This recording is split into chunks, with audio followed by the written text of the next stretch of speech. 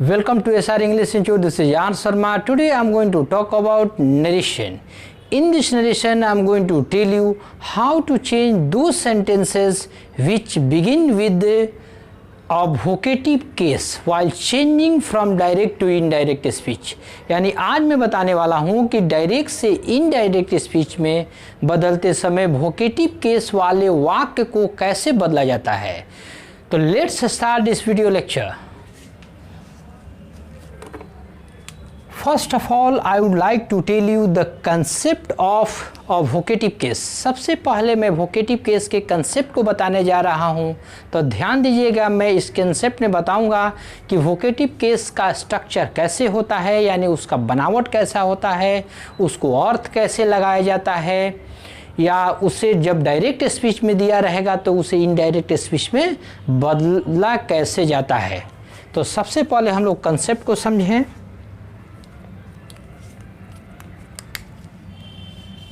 VOCATIV vocative case यानी होता है संबोधन कारक.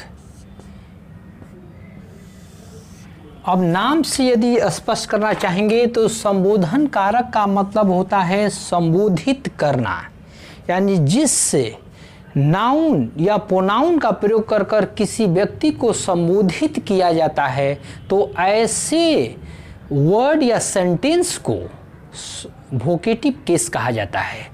तो ध्यान दें, वोकेटिव केस का जो स्ट्रक्चर आपको दिखाई देगा वो यहाँ पर कोई नाउन आएगा या यहाँ कोई प्रोनाउन आएगा, उसके बाद एक यहाँ सेंटेंस आएगा. सेंटेंस जो आएगा कोमा के बाद सेंटेंस आएगा, यानी नाउन या प्रोनाउन कोमा दे करके उसके बाद एक सेंटेंस. SENTENC प्लस देना कोई जरूरी नहीं है, यानी सेंटेंस आएगा. तो ऐसे स्ट्रक्चर में यदि कोई सेंटेंस दिखाई दे तो ऐसे सेंटेंस को वोकेटिव केस का सेंटेंस समझा जाता है. अब ध्यान दें, कुछ एग्जाम्पल को हम लोग स्पष्ट करें. EXAMPLES एग्जाम्पल्स, जैसे Ram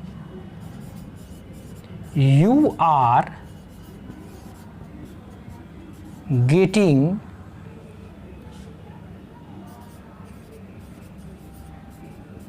Nutty.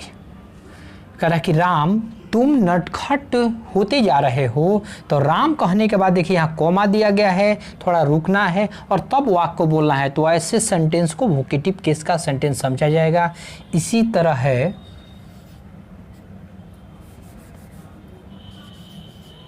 You come here, तुम यहाँ आओ. तो ऐसे सेंटेंस वोकेटिव केस में है. इसी तरह brother why are you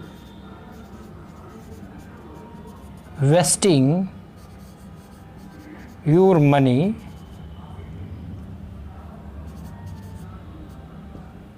question mark. भाई तुम अपना पैसा क्यों बर्बाद कर रहे हो. इसी तरह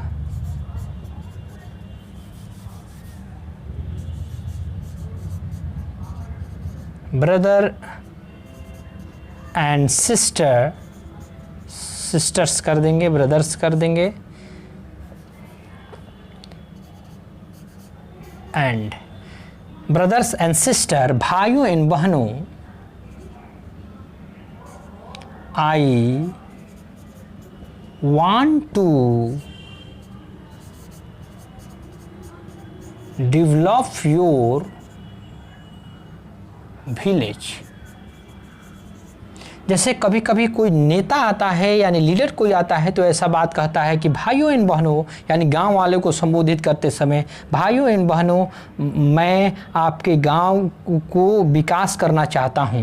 तो ऐसे सेंटेंस को वोकेटिव केस में रखा जाता है. तो ध्यान रखना है, यहाँ कोई नाउन आएगा, ये प्रॉपर नाउन आ सकता है, प्रोनाउन भी आ सकता है, उसके बाद सेंटेंस आएगा. और इसी तरह प्रॉपर नाउन यानी कॉमन नाउन आएगा, उसके बाद सेंटेंस आएगा। कॉमन नाउन यहाँ पर आया यानी ब्रदर्स एंड सिस्टर, यहाँ हो सकता है लेडीज एंड जेंटलमैन भी आ सके। तो ऐसे वर्ड आने के बाद यानी ऐसे नाउन या प्रोनाउन आने के बाद हमारा एक सेंटेंस आए तो ऐसे सेंटेंस को वोकेटिव केस कहा जाता है।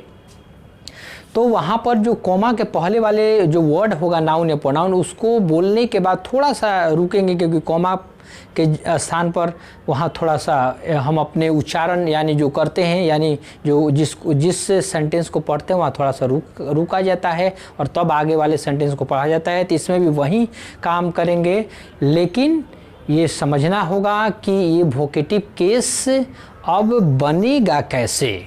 तो समझिए हम लोग अब डायरेक्ट से इनडायरेक्ट स्पीच में कैसे इसे हम लोग बदलेंगे। तो अब ध्यान रखें, डायरेक्ट से इनडायरेक्ट स्पीच, सबसे पहले हम लोग डायरेक्ट स्पीच को लें। जैसे ही सेड दे दिया गया, Ramesh you are getting naughty, NAUGSTY।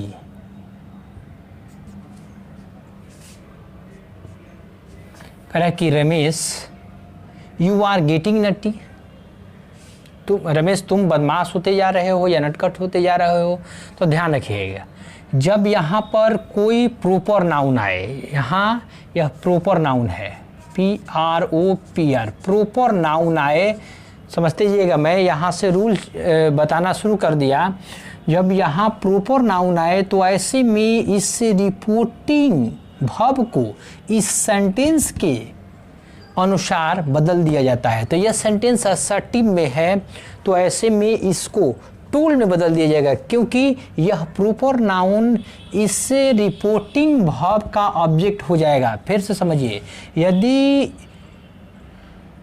Vocative case वाले सेंटेंस में कोई प्रॉपर नाउन हो, उसका यानी कॉमा के पहले वाला नाउन प्रॉपर नाउन हो, और तब कोई वाक्य दिया हो, यदि वो वाक्य यदि असर्टिव सेंटेंस में हो, स्वीकारात्मक वाक्य में हो, तो इसको सेड को टोल में बदलकर इसके ऑब्जेक्ट बना दिया जाता है। तो इनडायरेक्ट स्पीच में जब हम इसे बदलेंगे तो ही सेड को टोल में बदल दिया जाएगा, क्योंकि वाक्य का असर्टिव में है प्लस यह ऑब्जेक्ट बन रहा है। तो ऑब्जेक्ट यदि इसके बाद किया जाता है, सेड के बाद ऑब्जेक्ट रहता है, तो उसको टोल में बदल दिया जाता है और रमेश को उतार देंगे, यानी कि यह टूल यानी रिपोर्टिंग वर्ब का ऑब्जेक्ट हो गया। और यहाँ पर एक और बात समझेंगे कि डबल इन्वर्टेड कॉमा के बदले में अब यहाँ पर डैट का प्रयोग करेंगे, और तब सेकेंड पर्सन ऑब्जेक्ट के अनुसार, तो ऑब्जेक्ट हमारा रमेश है यहाँ पर, तो रमेश यहाँ का मतलब हुआ कि ही हो जाएगा और वॉज हो जाएगा। गेटिंग ये वर्ब का चौथा रूप है, तो present continuous tense past continuous tense में बदल दिया जाता है।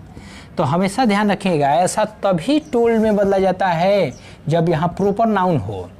अब हम नेक्स्ट जो बताने जा रहे हैं कि यदि वोकेटिव केस में जो नाउन के स्थान पर यानी प्रॉपर नाउन के स्थान पर कोई कॉमन नाउन आ जाए, जैसे ब्रदर, सिस्टर या ब्रदर्स एंड सिस्टर्स या लेडीज या जेंटलमैन आ जाए, तो ऐसे स्थिति में टूल के स्थान पर हम लोग एड्रेस जैसे वर्ड का इस्तेमाल करते हैं।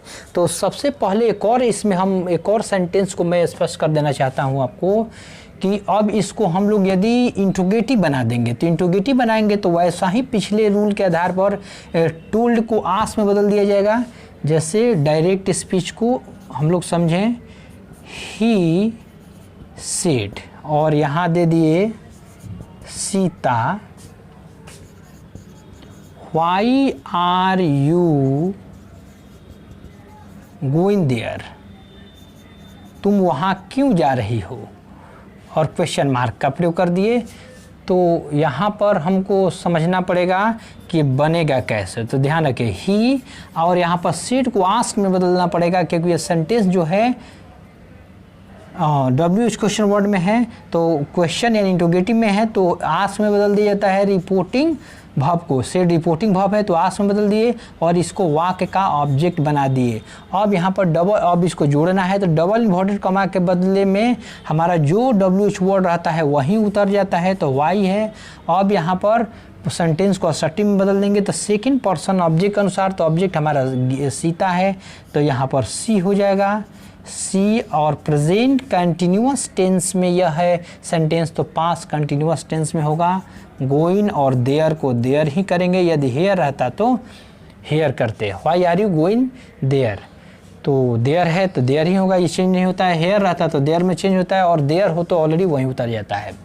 अब हम लोग जा रहे हैं करने, यहाँ पर भी जो वर्ड जो था हमारा क्या था, सीता, PROPR प्रॉपर नाउन में ही था, इसलिए यहाँ पर हम जनरल जो रूल पहले की तरफ बना रहे थे उसी प्रकार रिपोर्टिंग वर्ब को चेंज किए।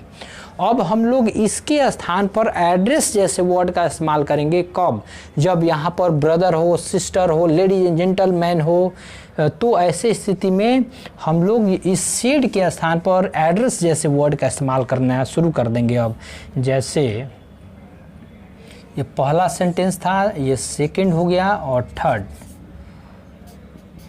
ही said to me, he said to me,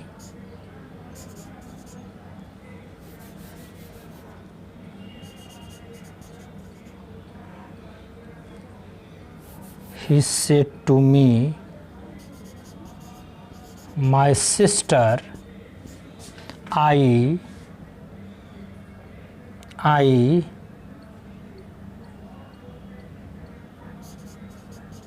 have to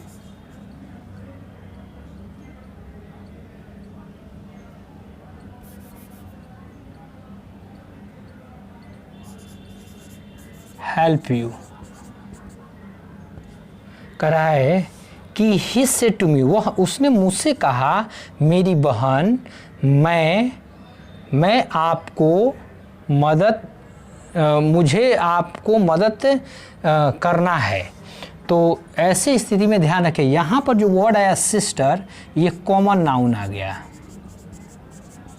तो मैंने बताया कि प्रॉपर नाउन को छोड़कर कोई अन्य नाउन जैसे कॉमन नाउन आ जाए तो ऐसे स्थिति में हम सेड को अब टोल्ड या आस्क में नहीं बदलेंगे, चाहे इधर का कोई भी सेंटेंस हो। तो ऐसे स्थिति में इनडायरेक्ट स्पीच में इसे बदलते समय ही सेड को टोल्ड में ना कर ADDREAACD एड्रेस में कर देंगे और मी, ही एड्रेस्ड मी। उसके बाद ध्यान रखें, यह जो ऑब्जेक्ट के रूप में जो आ जाता था पहले प्रॉपर नाउन रहने पर, हालांकि पहले से ही ऑब्जेक्ट हमारा यहाँ दिया है, तो अब क्या होगा कि एक और जो वर्ड यहाँ पर आने वाला है, तो यहाँ पर जैसे माई सिस्टर, तो इसे एज माई सिस्टर के रूप में हो जाएगा। और अब तब यहाँ डिसीजन लेना है कि इस सेंटेंस या असर्टिव में है तो क्या करें। तो यहाँ एक एंड का प्रयोग कर और फिर यहाँ पर करेंगे, यह हमारा सेंटेंस असर्टिव है तो यहाँ पर सेड का प्रयोग करेंगे। एंड सेड कह रहा है कि he addressed me as my sister and said, और तब प्रयोग करेंगे डबल इन्वर्टेड कॉमा के बदले में डैट, फर्स्ट पर्सन सब्जेक्ट के अनुसार, तो सब्जेक्ट ही है। और हैव दिया है तो हैव को हैड में बदल देंगे, टू हेल्प वहीं रहेगा। सेकंड पर्सन ऑब्जेक्ट के अनुसार तो ऑब्जेक्ट मी है तो वहाँ पर मी हो जाएगा क्योंकि ऑब्जेक्टिव केस में है। तो ध्यान रखना है, यही मुख्य बात, इसको समझना। एक और यहाँ पर मैं स्पष्ट कर दे रहा हूँ, चौथा सेंटेंस जो डायरेक्ट स्पीच में होगा, डायरेक्ट स्पीच में जैसे ही सेड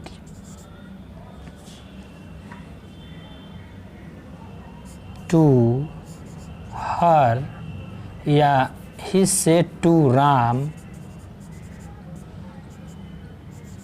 माई ब्रदर, या ही सेड टू, यहाँ देम कर देते हैं,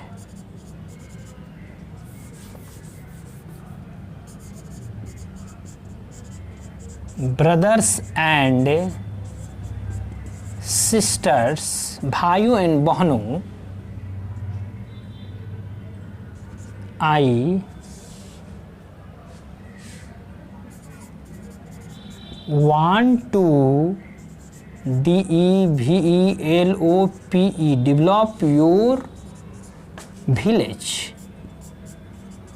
मैं आपके गांव को विकास करना चाहता हूँ। यहाँ कह रहा है उसने मुझसे कहा, कह सकते हैं, या ही के जगह पर द लीडर का प्रयोग कर दीजिए। यहाँ द LEADER, लीडर ने कहा उन लोगों से कि भाइयों एवं बहनों, मैं आपके गांव का विकास करना चाहता हूं। और जब इसे इनडायरेक्ट स्पीच में बदलेंगे तो ध्यान रखेंगे द लीडर सिंगुलर है। अब यहाँ पर सेड है, तो सेड है तो हमें समझना पड़ेगा कि वोकेटिव केस में जो नाउन और प्रोनाउन जो दिया है वो किस रूप में है। तो यहाँ देखिए प्रॉपर नाउन में ना हो करके ये कॉमन नाउन में है, यानी ब्रदर्स एंड सिस्टर। तो ऐसे स्थिति में ADDRESSED एड्रेस का प्रयोग करेंगे और तब इसका ऑब्जेक्ट देम है तो देम कर देंगे। और एज का प्रयोग करना है आपको, जो नाउन के रूप में जो वर्ड आएगा वोकेटिव केस में, तो यहाँ पर ब्रदर्स एंड सिस्टर हैं तो ब्रदर्स